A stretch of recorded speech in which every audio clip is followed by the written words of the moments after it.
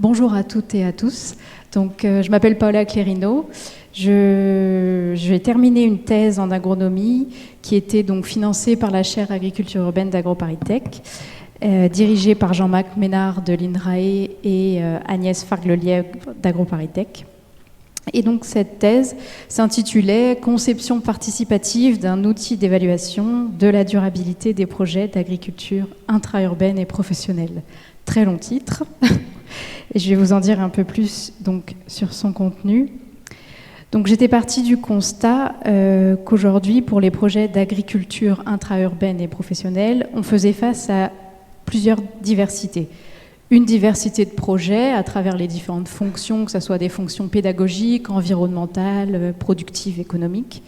Une diversité de techniques de culture, donc des projets qui cultivaient en aéroponie, en hydroponie, en pleine terre, en bac, en sac, et une diversité de localisation avec des projets en toiture, au sol ou en intérieur.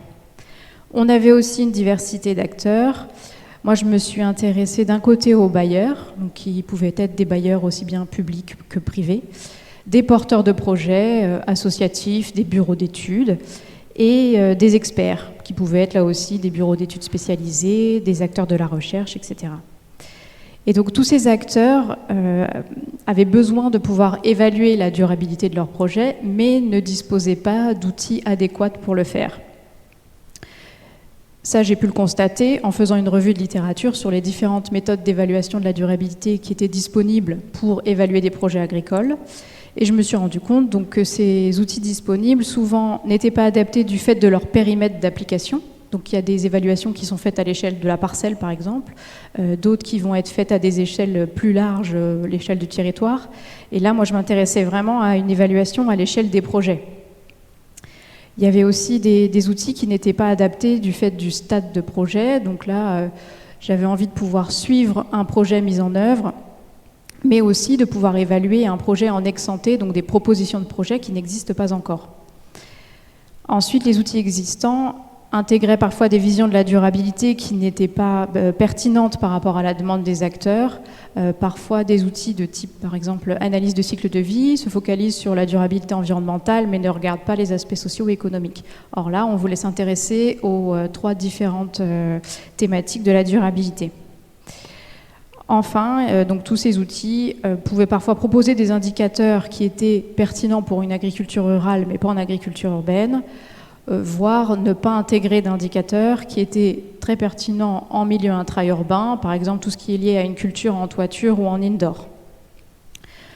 Donc à partir de ces différents constats, a émergé la nécessité de concevoir un outil spécifique pour évaluer la durabilité des projets d'agriculture intra-urbaine professionnelle à destination des acteurs. Donc ma problématique de thèse était la suivante: comment concevoir de manière participative un outil d'évaluation? J'insiste sur le mot participatif parce que l'idée vraiment dans cette thèse était de concevoir l'outil avec ses futurs utilisateurs. Et pour ça, j'ai mis en place deux démarches de conception.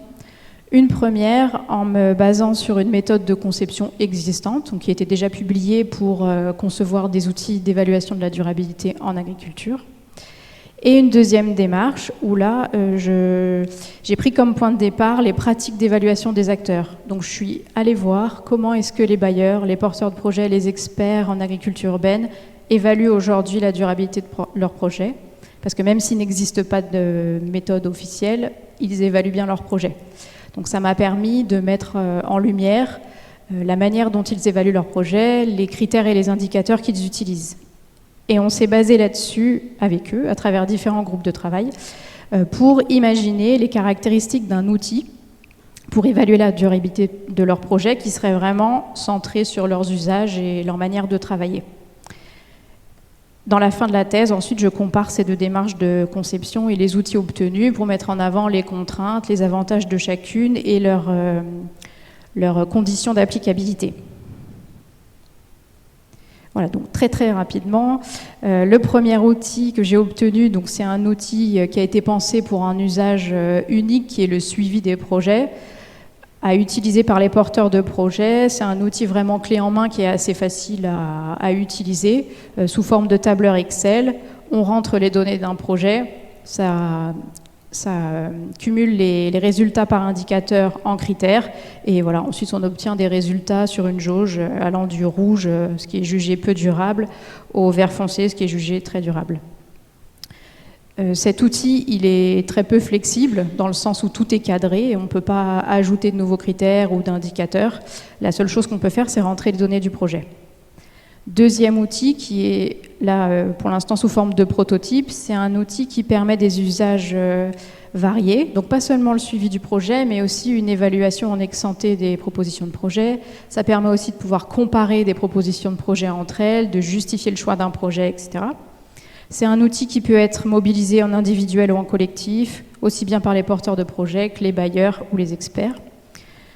J'imagine que son utilisation va nécessiter une formation, un temps un peu plus long pour être prise en main, parce que c'est un outil que j'imagine plus complexe, qui sera à l'avenir développé sous forme d'interface web, parce que pour l'instant il existe donc sous forme de prototype.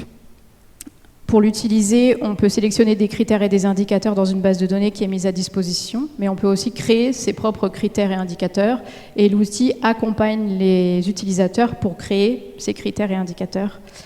Donc finalement, c'est un outil qui se veut très flexible, qui autorise plein de manipulations à l'utilisateur et va, in fine, lui permettre de concevoir son propre outil d'évaluation sur mesure. Et les perspectives pour la suite, ça va être de pouvoir développer ce deuxième outil, donc son interface informatique.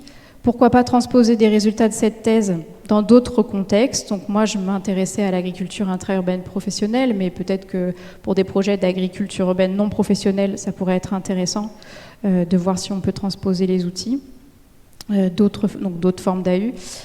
Une intégration de l'évaluation multi-échelle. Donc, comme je vous disais, je me suis focalisée sur l'évaluation à l'échelle des projets, mais il y a une demande de certains acteurs de pouvoir aussi bénéficier d'évaluations à des échelles plus larges, à l'échelle d'un quartier, par exemple. Et bien sûr, une mise à jour ensuite des outils en fonction des retours d'expérience des utilisateurs, une fois qu'ils les auront mobilisés en situation de travail, et pour pouvoir perpétuellement les améliorer et les adapter à la capitalisation des données sur les projets en cours. Voilà, merci pour votre attention.